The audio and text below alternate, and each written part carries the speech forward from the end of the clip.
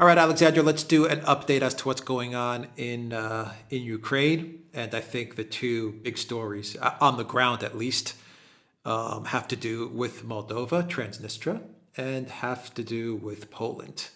And a second front perhaps is forming, whether it's Poland to the west or Romania, Moldova, Transnistria to the west.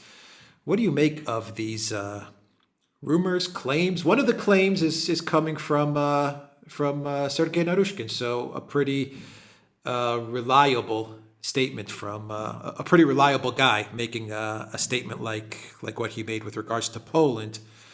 And then you have Moldova and Transnistria as well. So Yeah. what do you make of what's going on? They're not rumors at all. They're real dangers. I mean, I think this is a very, very dangerous situation. The first thing to say is, why is this happening? Well, the reason it's happening is because even the West is now starting to accept that the situation in Ukraine is going badly wrong. The British Defence Ministry published a statement yesterday which effectively admitted that Ukraine is losing ground in eastern Ukraine and is suffering heavy losses. I mean, they try to package it, but the British Defence Ministry has always taken a positive spin on the war. They're now starting to realise things are not going to plan at all.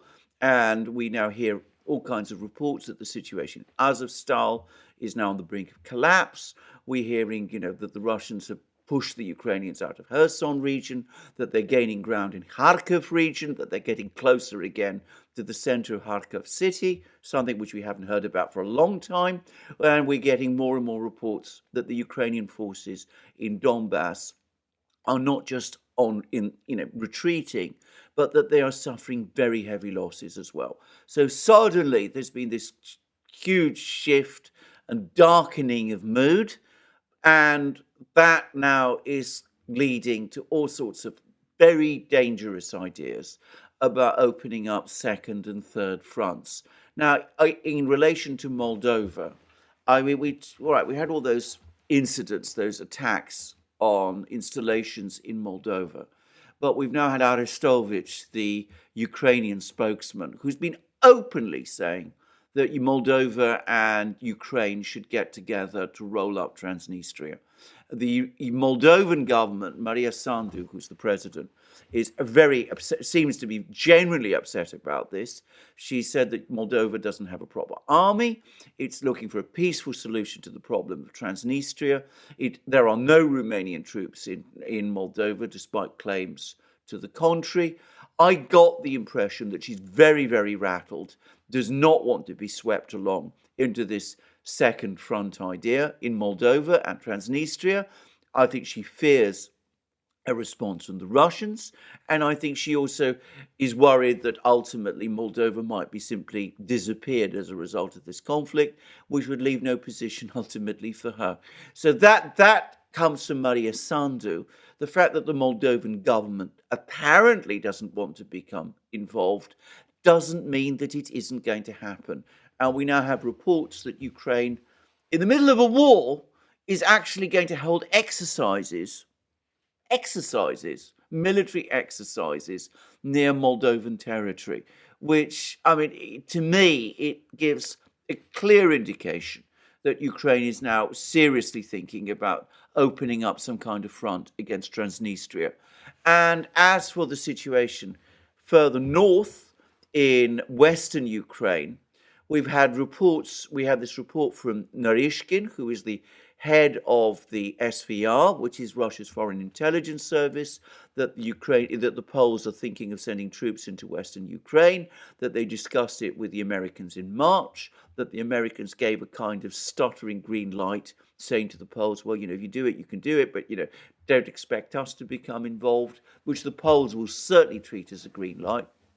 And instead of Warsaw, of the Polish government coming out and saying strongly that all these claims coming out from Moscow about a Polish move on Western Ukraine are false and have no basis in fact, what we get from Warsaw is nothing of any consequence except reports that the Polish military is going to start big military exercises in the east and either the north or the south of the country, depending on which reports you read. So I don't think we can talk about these as being rumours. They look to me, on the contrary, as genuine threats, and one would like to think that the Western powers would act to stop them.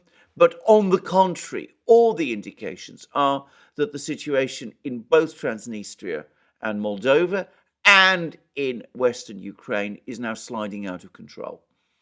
It seems like the United States is kind of sitting back and just watching to see what exactly Poland and Moldova will do. Or I don't even want to say Moldova. Arestovich and Ukraine will do vis-a-vis Moldova, because it seems like they're the ones that are trying to egg on Moldova into this. And then we have to take a look at Romania and what Romania is going to do. So it seems like the United States is kind of keeping their options open there without committing to anything, because if Poland should go in, or if something does get started in Moldova and say Romania makes a move, the United States could either jump in on the action if they see things going well, or cut those countries off and just say, we don't know what Poland was thinking. We don't know what Moldova or Arestovich or Romania was thinking. You know, they're just kind of saying, yeah, you know, Poland, that's an interesting idea. Maybe you want to explore it, but don't expect anything from us. But who knows? Maybe if you're doing well, maybe we'll take you up on your offer and also join in, or maybe NATO will join in as well. They're very much keeping their options open, and they're letting some ideologues, people that are clearly obsessed with Russia,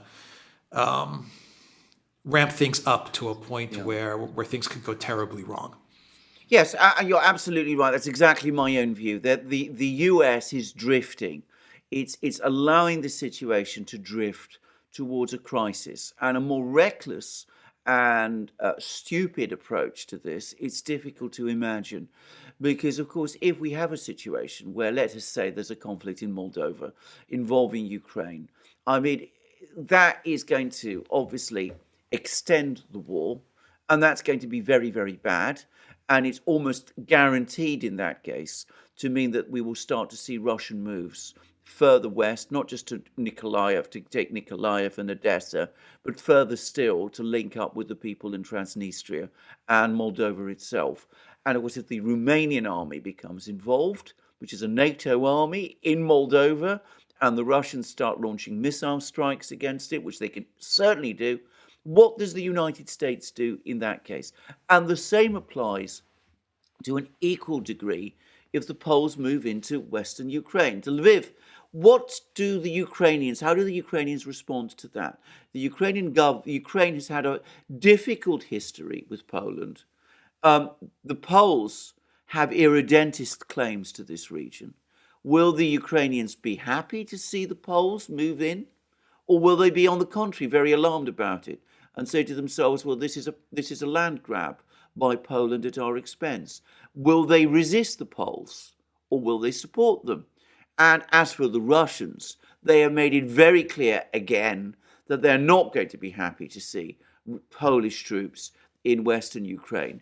I personally interpret Putin's comments in St. Petersburg the other day, when he talked about lightning strikes, the fact that they came out just before Naryshkin and the SVR released this report as a clear sign from Putin that the Russians, far from welcoming a Polish move into Western Ukraine, are on the contrary committed to responding against it. So let us say that these Polish troops go into Western Ukraine.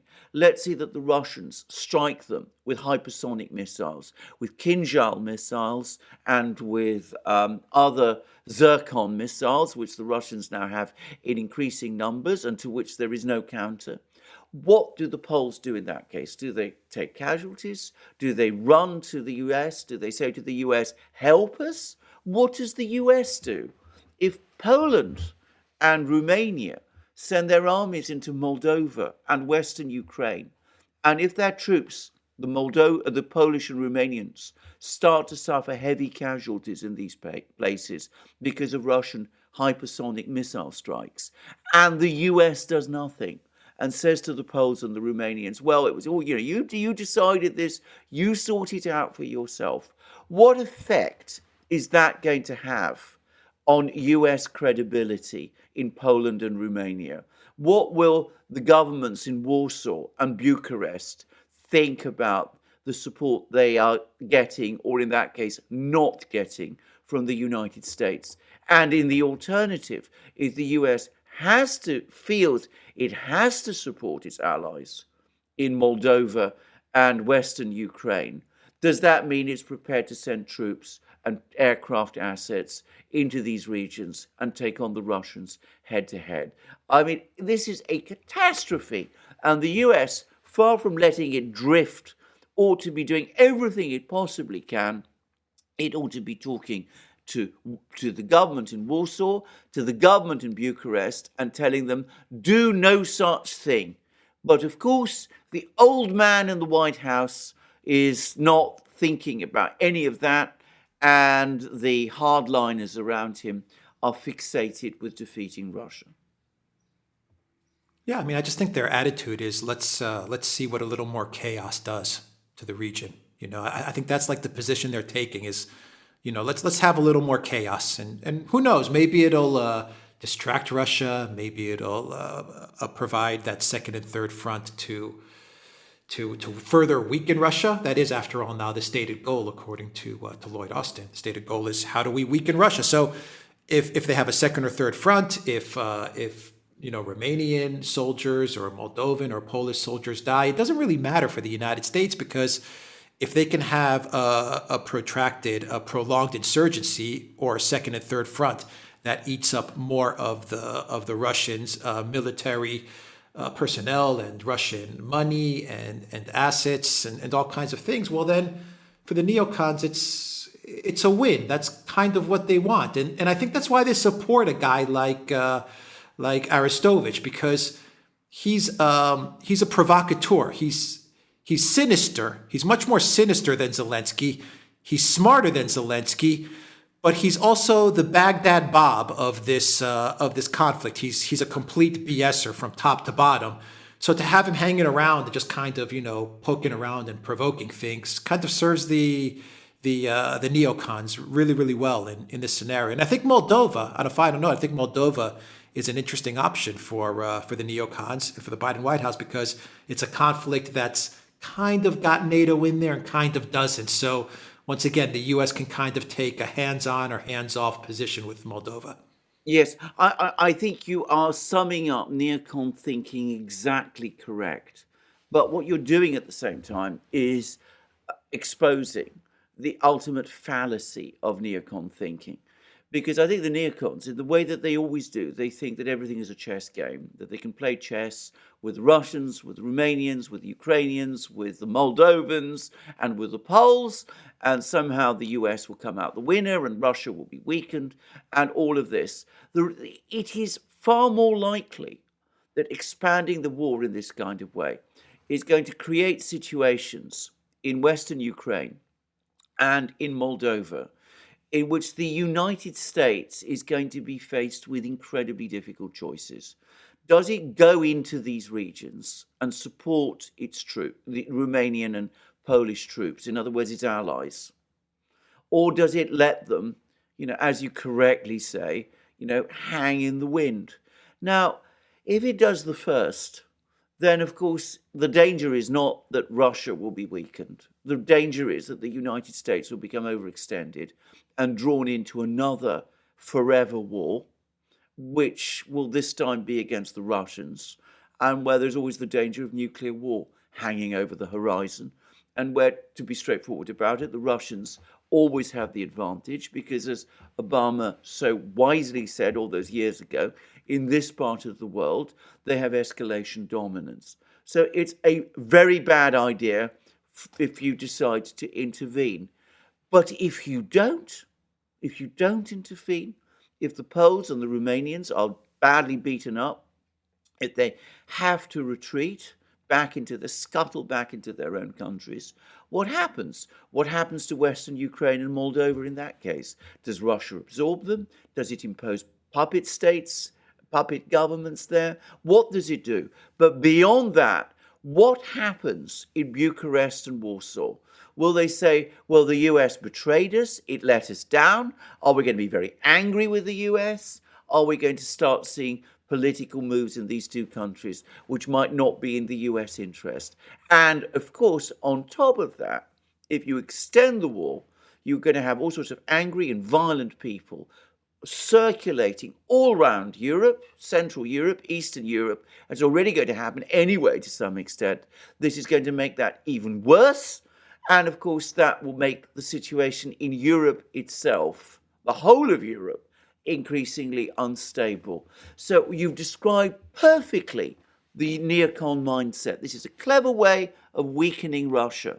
In fact, it's more likely to present the United States with strategic choices it needs to avoid, and to put the US in a position where it could lose and lose badly, and where its position in Europe might be undermined.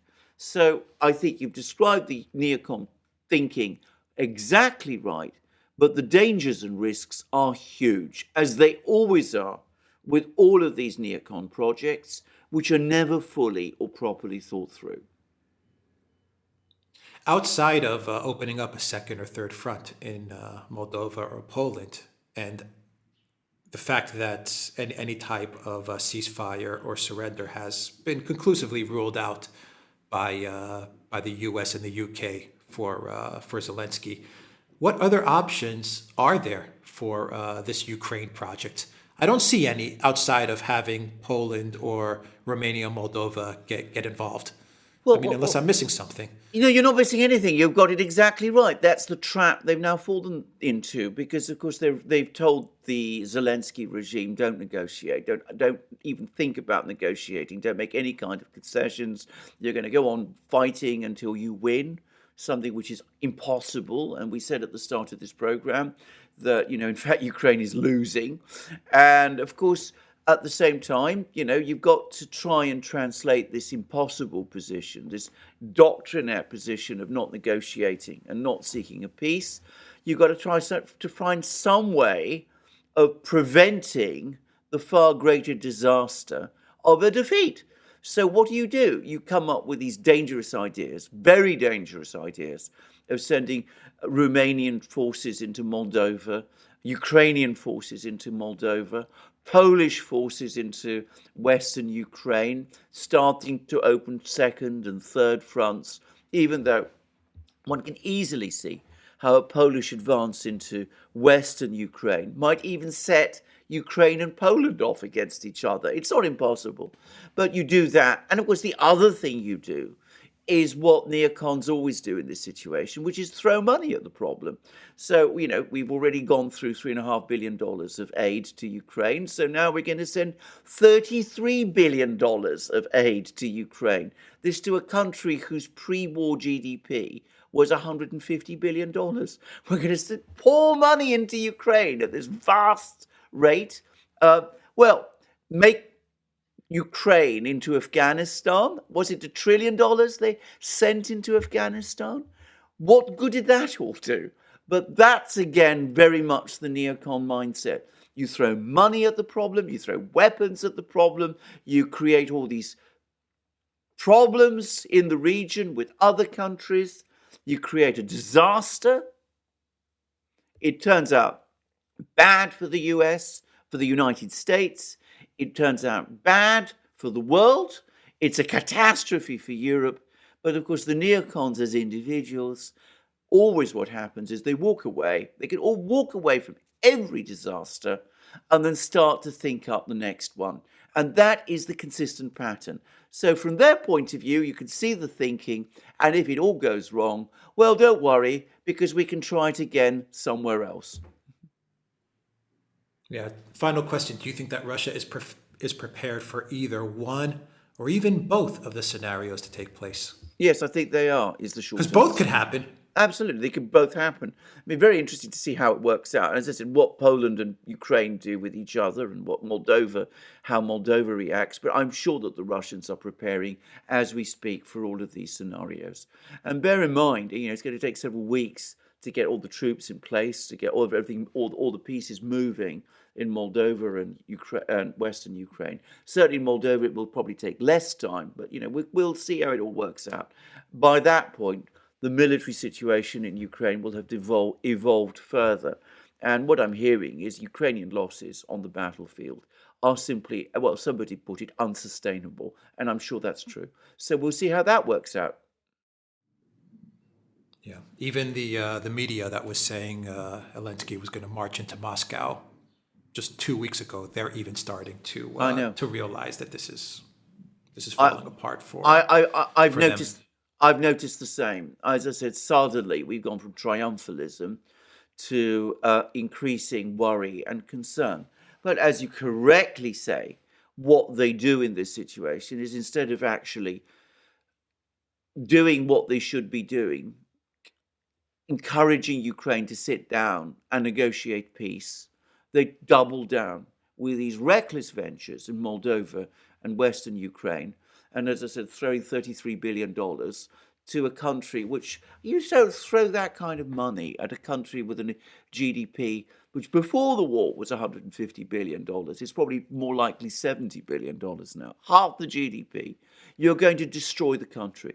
I mean, you throw that much money in, it will destroy the country. It will mean nobody wants to do anything productive because the money is pouring in and it's going to be pouring straight out. We saw how in Afghanistan, nothing was built that had any real substance or longevity. And partly that was a reflection of the amount of money that was just going into Afghanistan and out of it again.